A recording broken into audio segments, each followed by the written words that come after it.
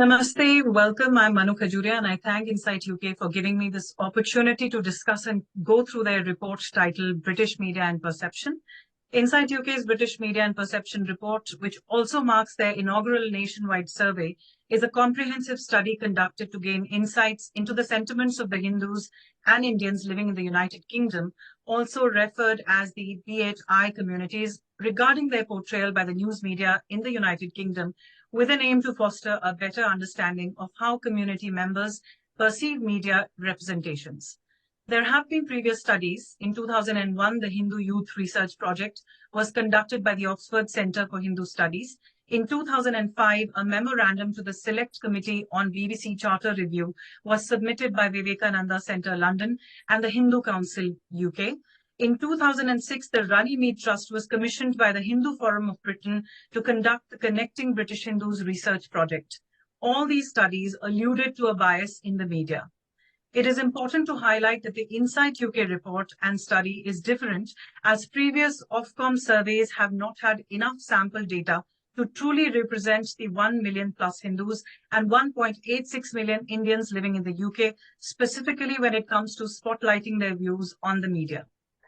This is unprecedented because no one has done enough study on the views of the Hindu population in the UK, and this survey asks them specific questions on what they think of the media. To discuss Insight UK's report, we have with us today two esteemed speakers, Alpesh Patel, who is the chairman of City Hindus Network, president of the India League, and is a BBC newspaper reviewer. And we have Dr. Deepika Singh Ahlawat, who is a historian and a museum curator, specializing in the history of pre-colonial India. Before I open the discussion, let me go through the key findings from this report. The key survey findings are as 89% of the survey respondents feel that the British media lacks impartiality when it comes to reporting on matters pertaining to Hindu community. 91% also feel that reporting on India is not balanced. The findings highlight a particular distrust of the British Broadcasting Corporation, BBC. The survey reveals that more than 90% of the respondents perceive the BBC as the most unreliable source of information concerning Hinduism and India, followed by The Guardian. A significant majority of respondents, 81% and 79% respectively, reported witnessing or personally experiencing prejudice or hate due to how the media portrays India or Indians and Hinduism or Hindus. A significant proportion, 86% of the respondents, did not support the TV license fee, while 89% of participants strongly believe that a referendum should be held to consider decriminalizing the license fee. These sentiments arose from concerns over inadequate representation and biased reporting on issues related to the British Hindu and British Indian community. A resounding 91% of participants expressed their preference to be identified by the media as either British Indian or British Hindu or simply Indian. In contrast, less than 5% of respondents favored the use of the term Asian as a personal identifier. So now I'm going to start the discussion with opening comments on this report from our esteemed speakers. So would you like to start, Deepika ji? I'm happy to let Alpesh ji start. Certainly. Thank you. And I want to thank, first of all, the people who've put at great effort this very detailed report with such a large sample size. And I think that's very important to acknowledge, because if you don't get the data right, then of course the outputs would get questioned.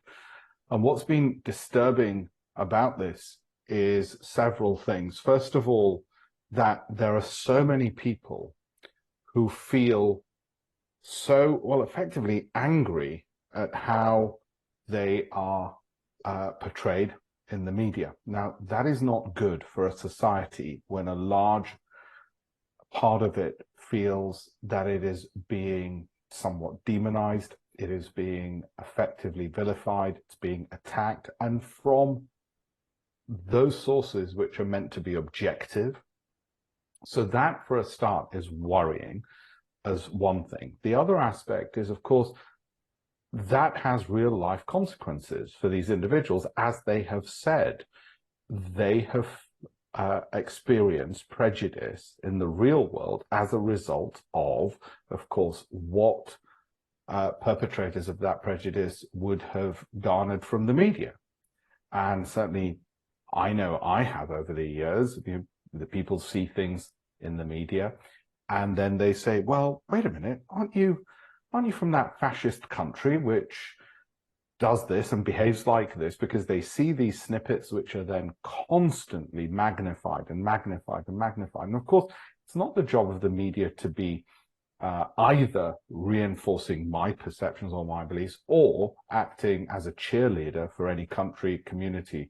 But what seems to be clear is there is a massive gap between what its responsibilities are to a broader society in reflecting what is going on in the world and what it's actually doing, or certainly in terms of, the number of people who have expressed their views in this. If it was a few complaints here and there, you might think, well, they've misunderstood. Maybe those individuals are just too sensitive. But when you're looking at these numbers, I think it comes to the stage when I know when I was training as a barrister, we would have specific education so that we were aware of hidden biases, racial, gender-based.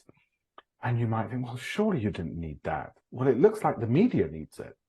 And if the media's job is to hold our politicians to account, then it's certainly the job of us as citizens and subjects to hold the media to account and make sure we do our duty. And as this report does, is put a mirror up to them and say, well, you might be watching the politicians and the government, and you might be watching the powers that be, but you're a power and we, the people, are watching you. And you can't think you can get away with some of the things that the people feel absolutely horrified at what they find in the media.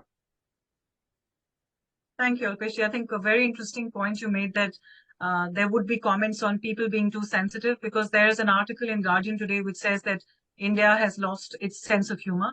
So we keep getting and hearing these comments from such media houses. Deepika ji, your opening comments on this report. I have a couple of things which I think might contextualize it. One is the history of narrative. If we consider mass media to be a continuation of the idea of how cultures and histories are narrativized, we have to question whether the current sort of dispensation of mass media, how it compares to how information was circulated about the world and cultures in previous times.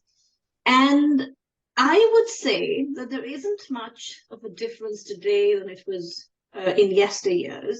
It's just that our eyes have opened to the fact that, hey, this block of this monolith, this beast that we've erected, and that we expect to be objective about things and to have perfect knowledge about things, may in fact be perfectly fallible.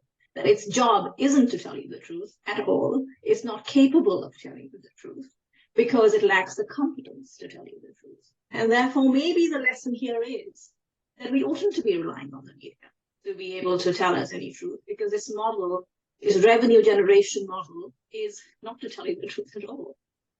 It's not malicious. It's just that that's the media model, whether it's mainstream media, ad-driven, or license fee-driven, or it's, the social media, which is essentially ad spend-driven, also trying to keep you online as much as possible.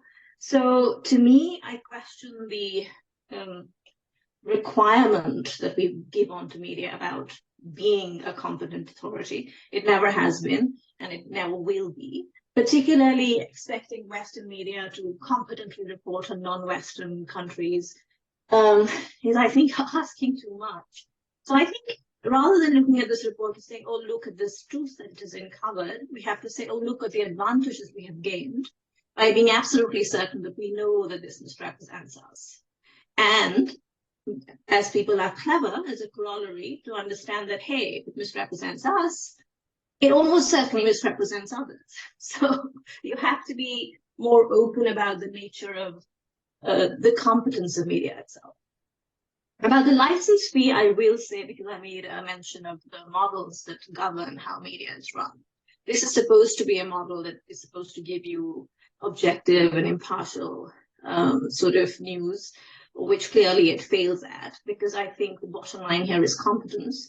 The editors and people creating the news at the BBC have instinctive and inbuilt biases, which they are unable to overcome. And also they lack competence. They don't speak the languages of our people. They don't understand our culture or history. So how do you expect them to be able to produce any kind of objectively correct or even ballpark correct news or information about us? So we shouldn't expect them. We shouldn't expect the BBC to be the source for news for us. However, when there is gross misrepresentation, we ought to be standing up and saying, hey, this is wrong. You shouldn't be saying this about us. And also, I can completely understand why people are angry about the license fee. It's like paying for your own abuse. So, yes.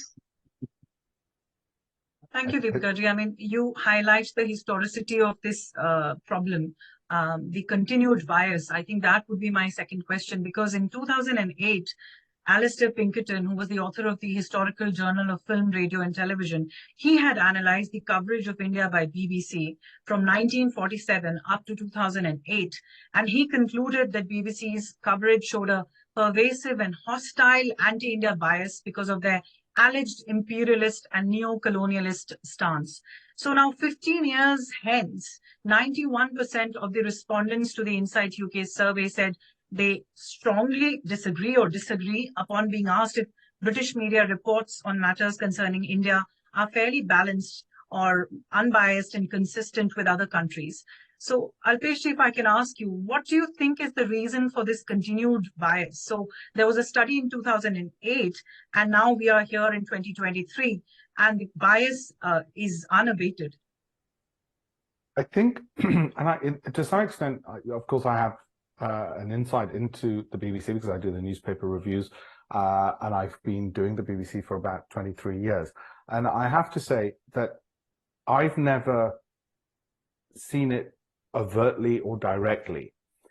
What I think can happen, that doesn't mean it doesn't exist amongst other journalists. It just means that the narrow group of journalists I deal with, or that I've not picked up on it. When we do the newspaper review, I have asked in the past, why don't we have Indian papers? We've got Japanese ones, we've got Russian ones, we've got American ones, we do a global newspaper review. Why don't we have Indian papers? And the editors had said, well, Indian news tends to be a bit parochial. It tends to be inward looking as opposed to global. And that could be a legitimate complaint. I don't think it was because the editor was thinking, well, and the editors change over time, that they were thinking, well, I just don't want to cover India as if it doesn't exist, because actually I've been many times on Newsnight, newspaper reviews, and all sorts of channels talking about India. And of course, I've been talking positively about India, and I've not been challenged negatively about it. So whether it's about Indian soldiers in the Second World War, or whether it's about the Commonwealth Games, or whatever else it was about India, there wasn't a sort of attack, a negative attack. Or even when India bought French fighter jets over British ones. On Newsnight, the questioning was really, why are we giving aid when clearly it's not benefiting Britain, which was a legitimate question. It wasn't actually anti-India. So I'd say, first of all, I think it's worth acknowledging that point. And I liked and agreed with all the points Deepika ji made, actually, which is, let's also remember not to expect too much, but at the same time hold them to account. So first of all, you've got a collection of individuals who will move from one story to the next story to the next story, and they don't care whether it's to do with India or whether it's to do with, I don't know, cats and dogs. It is the story, they move on. There is another group of individuals who perhaps are covering the story, but do not know enough about it. Now, that's going to happen in a generalist broadcast organization. People are going to say things. There's some tweets from Isabel Oakeshott, which clearly is from somebody who has a very superficial understanding of UK-India relations. But so the uninformed and uneducated comment is somewhat worrying. And what can you do? You can sort of inform and educate people about a subject matter, whatever that matter is. And Deepika ji made a very valid point. This doesn't just apply to India, actually. It applies to pretty much every country in the world, particularly applies to Africa. I mean, God forbid, if you're from any of the African nations, you've been complaining for even longer about how they're portrayed. And then finally, there will be, because sometimes I've seen posts from journalists, and this is a controversy which is going on in the BBC right now, there will be journalists and people speaking as whether they're contractors or full-time employees who have political views which are very clearly biased or against objectivity, fair and balanced. And, you know, the classic example unrelated to India is, of course, Gary Lineker, very anti-UK government. Now, if you've got the equivalent anti-India, that becomes a problem because it's not fair and balanced, which is what it's supposed to be. And of that group, that's the group which sort of concerns me to some extent, because that goes against BBC guidelines. And we know BBC journalists breach BBC guidelines because we've seen some of them being sanctioned for it. And then, as I say, the broader ones who don't know the subject matter on which they're speaking. And that just requires a degree of education. And I'd probably say some of those are my friends who don't know the subject matter in depth what they're speaking to. So you will get comments, and I've seen it, by the way, from the British civil service as well. My wife's a civil servant. You'll get civil servants saying, and I'm sure I'm not revealing any great secrets when I say there are civil servants who say, yeah, but India doesn't innovate, does it? India, they've got a fascist as a leader, haven't they? And it's like, well, wait a minute, you've actually got an influential position, and if that's the kind of comments you're making, which are very superficial and let alone libelous, it's somewhat worrying. So I think you get this in positions of power, and there it's a quite a big uphill task to educate and inform. I'm not necessarily saying they have to agree with me. What I'm saying is at least know more than you already know, and then if you disagree with me or anybody else, that's perfectly fine. But at least make an informed comment. That's the least we can expect of our journalists or our civil servants or whoever else.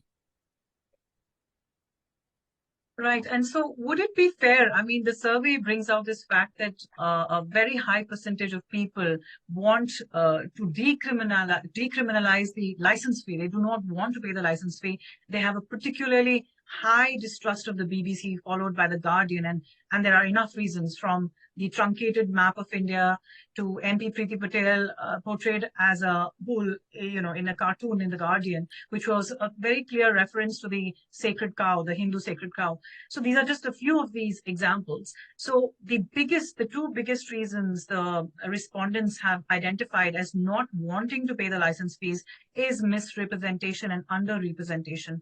Would you say that is fair enough? I mean, the numbers say, because this is a very robust study, but would you think this is a fair enough sentiment?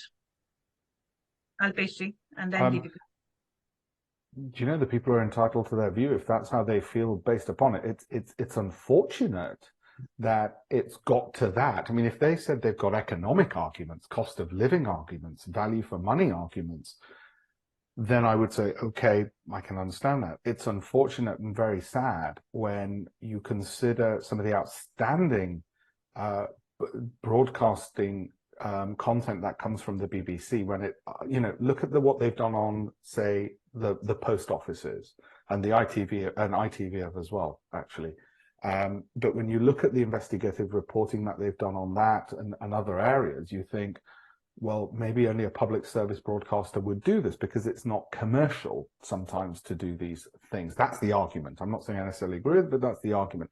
And if that's the case, well, how unfortunate would it be to lose that because people have just got fed up? And not just Indians, Hindus. I guarantee you, you would get the same proportion with Muslims fed up, with Christians fed up, with probably conservatives and Labour supporters, and I don't know, between socialists and right-wingers fed up. And to some extent, the BBC would say, well, that's great. If everybody hates us, we must be in the middle of the road. But it doesn't work like that. It doesn't work that and this is the common response that they give, is, well, we had 50 complaints saying we were biased in one favour, 50 saying we're biased in the other favour, therefore we must have been fair and in the middle. Rationality and logic doesn't work actually like that, sadly. And so I think whilst they've got a very difficult job to do, it's their job. They wanted it. Fair and balanced is the way. I think also, just in closing, there is one other point to make. Sometimes I know from viewers who've contacted me and said, oh, they're being biased. Sometimes it is true that it's not clear to the viewer who the speaker is. So for instance, I'll give you an example. If I am speaking on the BBC about something, it's not the BBC being biased. It might be me expressing my views on their platform. That doesn't make them biased because I'm not employed by them. I am a commentator. And usually I'm expected to be challenged by the presenter to present that fair and balanced view. And sometimes that's misunderstood by the viewer. The other thing that's often misunderstood by the viewer is there is a journalistic style. It's peculiarly mainstream British, which is you must challenge what the other person's saying. So if the other person says, well, Hamas are a terrorist group, you're supposed to say, well, Hamas would disagree, wouldn't they? That doesn't mean you believe it. It's just that you're supposed to say that as a journalist. I think it's a ridiculous style in which to interview people, because it just doesn't work. There's, well, if they were here, they would say something different. Well, we work that out. So I think there needs to be an improvement in just how journalistically these things work. And I know we're mentioning the BBC, for whom I have a huge admiration. I have a conflict of interest in that I'm on there a lot. But just so you know, that there are some times when, it's the viewer who might not know. All that put to one side, my blood boiled on several reports which were done about the farmers' protest. And I was looking at the journalists, I was looking at the names, and I was thinking, that isn't a fair representation. And I told people, right, this is where you complain. This is where you file the complaint to the BBC about that journalist and what they've written. And that process is probably our best option, because I don't think the license fee is probably going to go anywhere anytime soon. But the complaints process, just like writing to your MP, actually does work, because they assume for every one complaint, there's probably 1,000 who felt the same way and didn't complain. And I encourage people to use the complaints process with whichever broadcaster or publisher, because if we don't speak up, the assumption is, well, we're fine and happy with it, and we can't let that situation go on. Thank you, Alpesh. I'll come back to the complaint process because there was a survey question on that. But Deepika ji, would you like to add to this?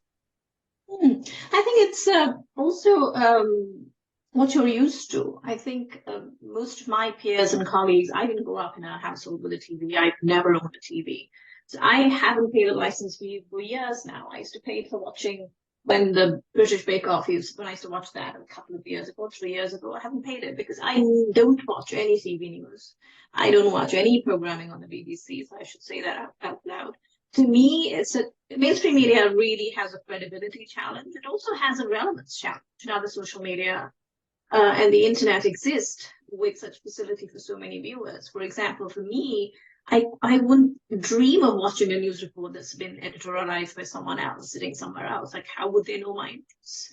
I'd much rather go into social media and follow things that actually interest me, whether it's in Japan, China, South Korea, Taiwan, etc. Look at local newspapers. And once you begin to sort of gain competence in how to sort through news, you can look at 3 different points of view, local points of view for an international story by people who live there, understand the culture, understand the history, know the names, and are not going to essentialize complex issues for you, as what happens in Western media representation. So when that option exists for everyone, everywhere, why would you insist on somebody who knows, who has a competence problem? This is a skill crisis, really, and that is in hard evidence. Why would they go and sit around and say, oh, I'm going to wait around till like a 60-year-old guy picks out the news for me? So to me, it's that. So it's not a question of, to me, I never feel the need for watching live news or any kind of live programming whatsoever. The programming from Britain doesn't really interest me, even though I live here part of the time. So I think that might be a bigger challenge to the license fee. People are not interested in. Valid point. Coming back to the complaints process, since it came up, The survey found that 43% of the respondents had raised complaints against BBC and 12.5% had raised against Guardian regarding factual errors, bias, unreliable sources, or generally incorrect news, but only 2% were satisfied with the response they received. 11% took it up with Ofcom, but only 2% expressed satisfaction. The complaint process, can we say, has turned out to be a failure? Can something be done about this, Alpesh ji? I think when you look at those numbers, I'm very surprised and again, what can I say, disappointed that so many people felt so dejected by the process, because it at first sight, without looking at every single process and rejudging it, it does look like there's something inadequate with the process, because I'm not going to say, oh no, there's something inadequate with all the people who are complaining, because if they, the whole point of the process is that people should be invited to complain. But when you look at those numbers and, you know, those percentages, the closest thing I can think of, and it's not the same, but when you hear about some of the statistics with criminality and you say, oh, okay, this percentage of people who actually were arrested for an alleged crime, actually only 2% got convicted. And what do we say when we hear that? Well, we hear everybody saying there's something wrong with the justice system, because it cannot be you have out of 100 people, only 2% getting convicted. It seems there's some mismatch going on. And that's what worries me with the complaints process. It looks like there is a similar mismatch in the justice system of the complaints process. And obviously that needs to be examined in more detail and improved upon for a start, because again, I come back to we the people. These institutions are there to represent us, to speak for us, to inform us, to educate us, to some extent entertain us, which they do, whether they intend to or not.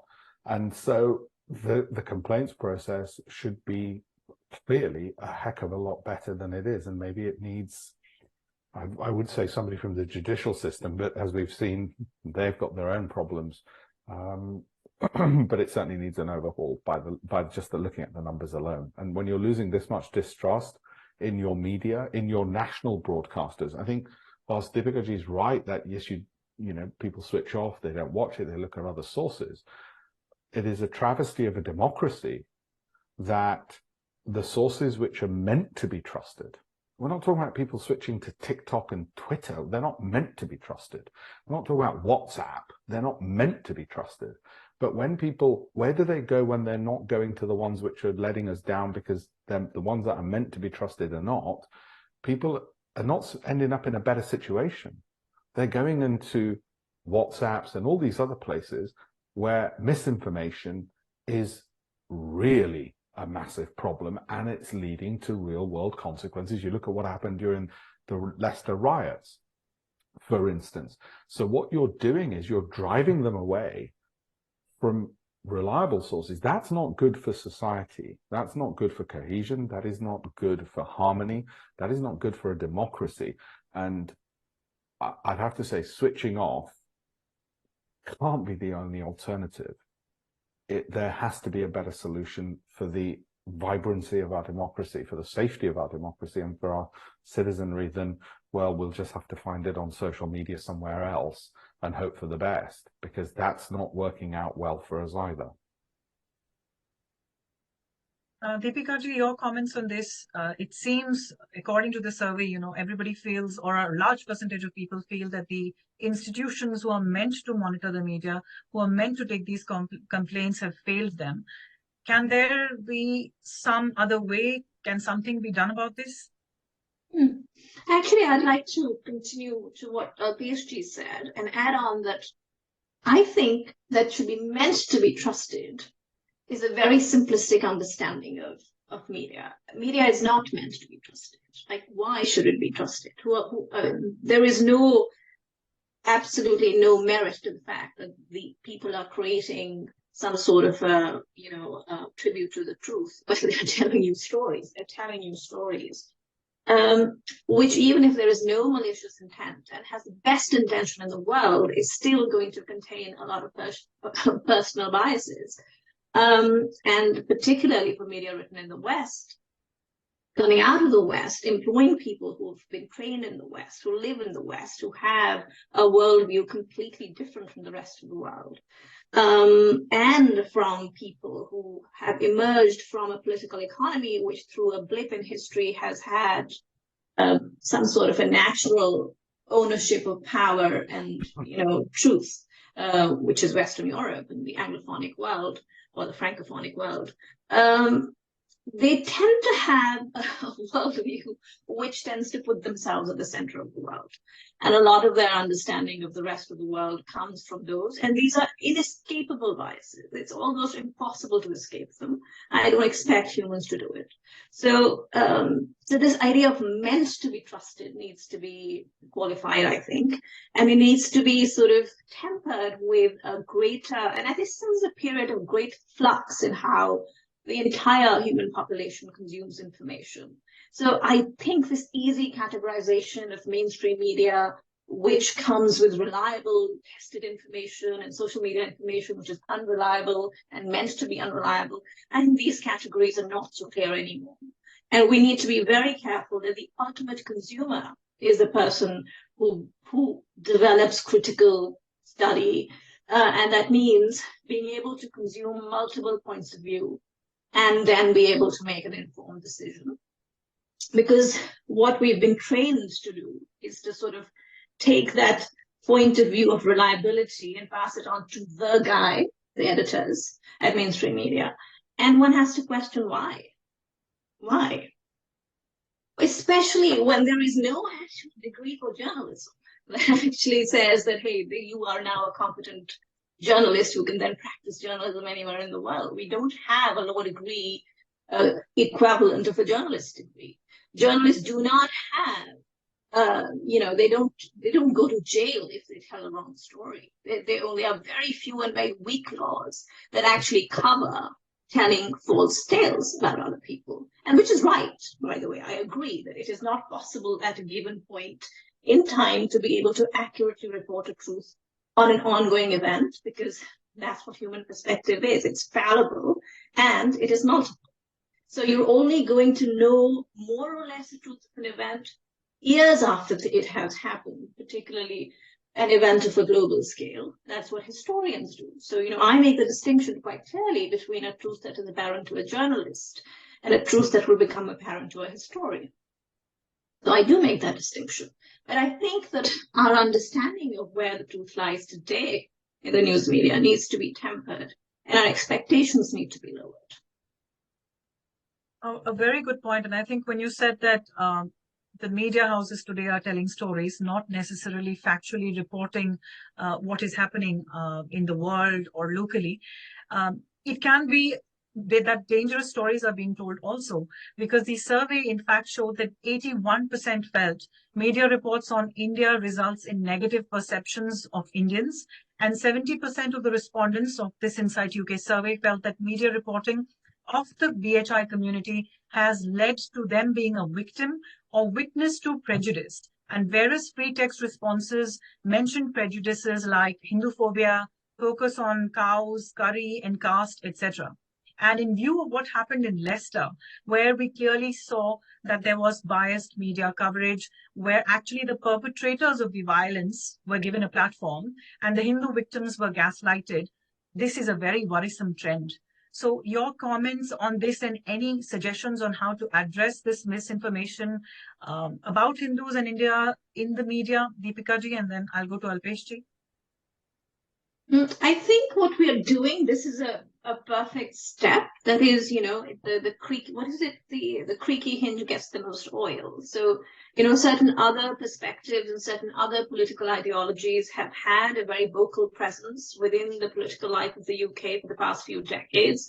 And therefore, a certain sort of kid glove handling of those communities, of those sort of ideologies, has taken place through the media, because they know they complain and they complain vocally. Hindus tend to sort of assimilate and integrate better, which quite often leads to an invisibilization process which I think they're now sort of getting rid of. So this idea of making your distress visible, or the fact that, hey, we don't like being misrepresented, is a good start. And I think that if we are going to rely on mainstream media, pointing out that there is a grave misrepresentation and using the same media to sort of present the fact that there is misrepresentation would be a start, I think. But equally, to me, the future is definitely information from non-mainstream sources. If you want information about India, go to Indian news sources, listen to Indian people, because you'll get a diversity of views over there, rather than counting on a British overlord to tell you, hey, this is India. So don't listen to The Economist, don't listen to the BBC, listen to local India sources, and do this for everyone. Do it for Japan, do it for Taiwan, do it for China as much as you can, because Chinese social media not so much available. And do it the same for the UK. So, we haven't reached a stage where the UK is sort of exoticized in the same way by Indian media as, say, India is exoticized by the UK. But we will get to that stage. But even then, I would still argue that, then listen to the BBC about the UK, because that's the local news source. Alpesh, the same question to you, because we are talking about the BHI, British Hindu and Indian community, which ironically is so well integrated and so high performing. And yet we see this biased coverage, which is not only problematic, but actually very dangerous because of what you also referred to earlier, real world consequences, real life consequences. What do you think we should do about this? I think there's a couple of points. One is, there's a Gujarati word, chalse, where you just say, well, chalse. And we have a tendency to do that a lot in our community, the broader community, whether we use that word or not. And I think we mustn't simply give up and say, well, what did you expect? Why did you have such high expectations? Lower your expectations.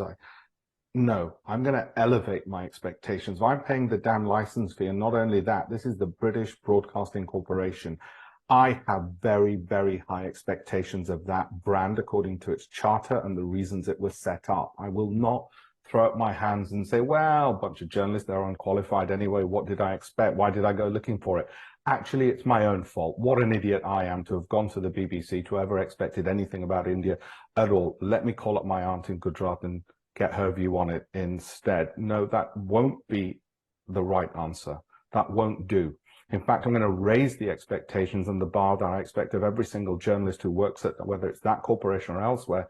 And I expect those complaints procedures to work robustly and accurately. And I want more people to use those processes if they're not happy, and keep banging at that bloody door until, as with everything else we've had to fight for, we get what we justly deserve, which is accuracy, integrity from those who proclaim to discuss what we are and who we are. I will expect that because they have immense power in the millions around the world. Every bloody hotel room has the BBC. That's the problem, not that they're misinforming me and I know what the truth is and I can find it from elsewhere, or I can go to a library and get a PhD and learn about India and history and all the rest of it. Well, the man on the street can't do that.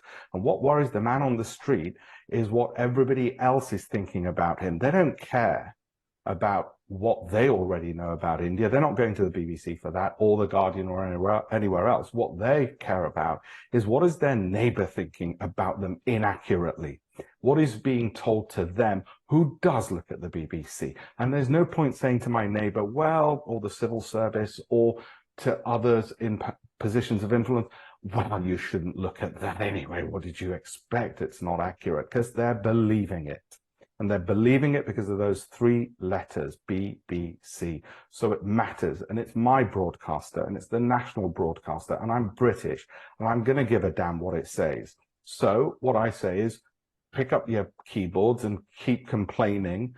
Keep doing what you're doing with this broadcast and with the report. And yes, we will not go quietly. We will stand up for our rights. And you haven't seen how loud we are yet because we've been so bloody quiet for the last 60 odd years. But it's getting more vocal, and it's not going to go away. And we'll hold journalists to account, and we'll hold their careers to account as well. That's the message. Fantastic. I think what Deepika ji said, making your distress visible, and then what you said, Alpesh ji, holding them accountable, raising that bar. So can we say safely that because the survey also showed that 91% of the participants expressed, probably for the first time, such a loud voice here, expressed their preference to be identified by the media as either British Indian or British Hindu or simply Indian, is this a reflection of the emergence of a strong diasporic identity? Alpesh ji? I think they don't want to be slandered by being called Asian, because we know what the implications are when the stories come out of being called Asian, rightly or wrongly. And I'm sure the Muslim community doesn't want to be called Asian. And I'm sure the Russian community doesn't want to be called Asian. I'm sure they all want to be called by their correct identifier because they're proud of where they come from, who they are. I don't think it divides people in doing that. I think it just makes it accurate, and it shows a sense of respect. I mean, we seem to be tearing our hair out about working out the right pronouns for people. The least you could damn well do is call somebody an Indian if they're an Indian. Nothing wrong with it. But saying what next? Well, just human. We interviewed a human today, somebody who was Caucasian, but we won't specify what type. I think it's just about respect and specificity, and it's a pretty simple request, but it's a request which, for God's sake, has been going on deaf ears for about 40 odd years, to the extent you almost wonder if the journalists who use the word are just doing it to wind up the readers. Interesting point. Deepika ji, your thoughts on this? I think it's quite ridiculous because, frankly, bunching together 3 billion people into one group is a ridiculous thing to do. Well, with Indian, it would be about 1.4 billion, but as we see now, it's a very specific 1.4 billion. Yeah, I think the specificity is called for in this instance. To me, not having updated this grouping Asian in Britain is particularly odd, considering, a similar problem lies in the United States, where they call Far East Asian people Asian, which again, of course, Indians are Asian, people from the Middle East are Asian, parts of Russia are also Asian. This West tendency to sort of, homogenize large groups of people and other them in this way, very odd.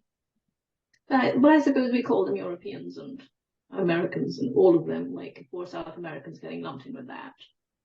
No, none of us should do that. We should be more specific about what groups of people we're talking about. It doesn't serve any purpose in Britain, and it doesn't serve any purpose in the United States, where they call Far East Asian people Asians, excluding Indians, excluding, Middle Eastern people, excluding Asian Russia and all of that. So, I mean, I don't see, there is definitely a racial dimension to how these terms came about, but they do not serve any useful purpose anymore, and they need to be eradicated from use on media platforms. Yes, and it probably is very reductive now to be, generalized in such a fashion. So my final question to both of you, maybe Alpesh can go first, would be that, we've established, and both of you agreed on this, that this particular Insight UK's British Media Perception Survey was the right first step, and it exposes the bias with evidence-backed data. So what should be the next steps? Where do we go from here? Alpesh? Well, I think whenever you're lobbying a big institution such as this, you first go to the top, the Director General, the Chairman.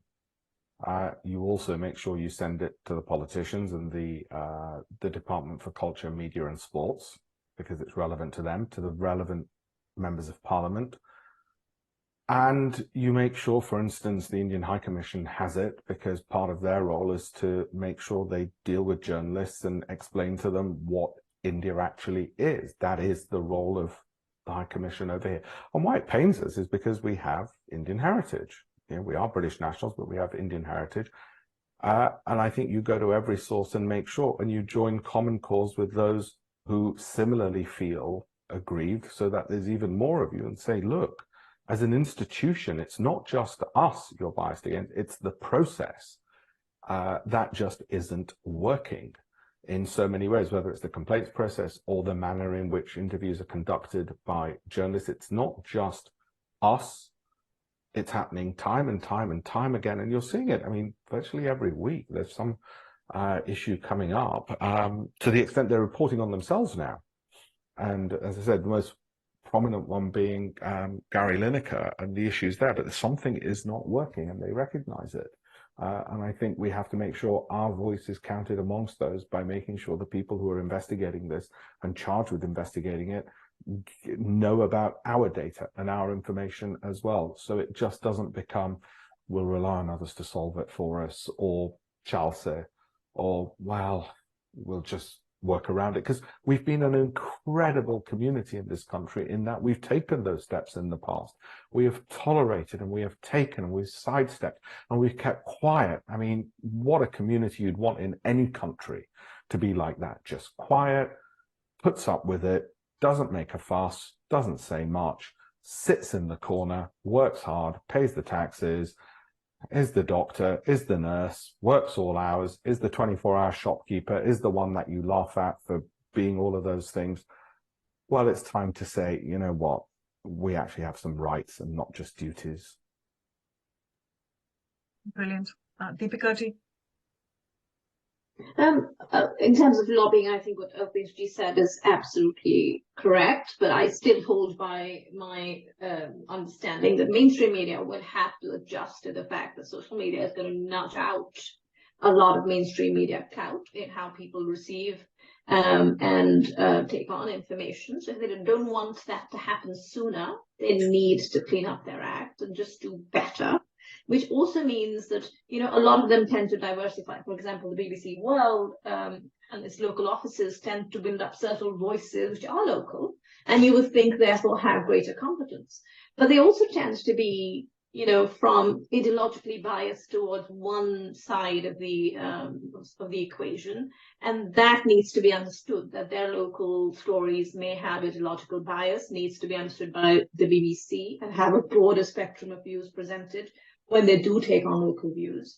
The other thing, of course, is more meta criticism. The BBC Charter calling for objective news is has unfortunately not taken into account human nature. Human nature is to be biased. And of course, institutions should strive to be unbiased and objective as much as possible. But you cannot do that by erasing human bias, because it essentially is falsification of a human truth. So to me, it's much better to make visible people's biases so that when readers see it, they know, oh, here is it's coming from someone who has a left-leaning bias, rather than to pretend that you don't have. Fantastic. Fantastic. Thank you to both of you, Alpesh ji and Deepika ji, for joining, for participating in this discussion, because this is a very important report. I think we've established that there hasn't been any other report previously which truly represented the 1 million plus Hindus and 1.86 million Indians living in the UK. There wasn't enough sample data. Now we have evidence-backed data. And I think the discussions have only begun. As both of you pointed out, this is just the first step. Lot more needs to be done after this. Our distress has to be visible. We have to hold people accountable, and to probably end it with what Alpesh ji said, no more chal se, no more chalta hai.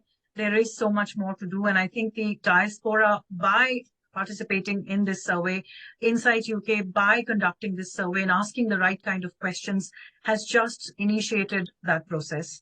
So thank you to both of you, to both you and Alpesh ji, Deepika ji, and thank you to the viewers who joined us for this discussion today. Namaste.